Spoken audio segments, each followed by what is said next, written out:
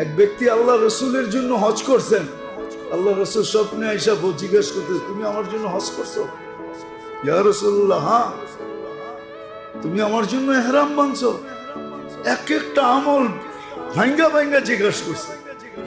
বুঝেন ওই ব্যক্তির ভাগ্য খুলছে তো খুলছে কিরকম। আজকে আমি যদি কোরবানি দেই, আল্লাহ রসুল যদি জিজ্ঞাসা করে তুমি কি আমার নামে কোরবানি দিছো, আয়সা যদি দেখা হয় আর যদি জিজ্ঞাসা করে আমার ভাগ্যটা কেমন হবে? এখন কেউ বলে যদি আমি দিছি কিন্তু এখনো তো দেখি নাই, তাহলে বোঝা গেল আমার ভিতরে কোনো বাধা আছে। হ্যাঁ, সব ঠিক আছে কিন্তু বাড়ির গেট বন্ধ আছে, ডুববো তো ডুববো কোন দিকে?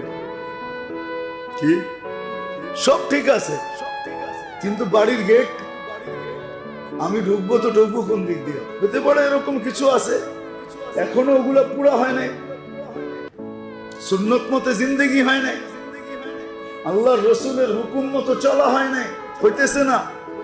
যার কারণে আসতে চাইতেছেন কিন্তু প্রতিবন্ধকতার কারণে কি করতেছেন না, আসতে পারতেছেন না। নাহলে আমার বিশ্বাস কেউ আল্লাহ রসুলের জন্য করবে আর আল্লাহ রসুলকে স্বপ্নে দেখবে না, এটা হইতেই পারে না। কেননা আল্লাহ আল্লাহ রসুলের চেয়ে বড় কি,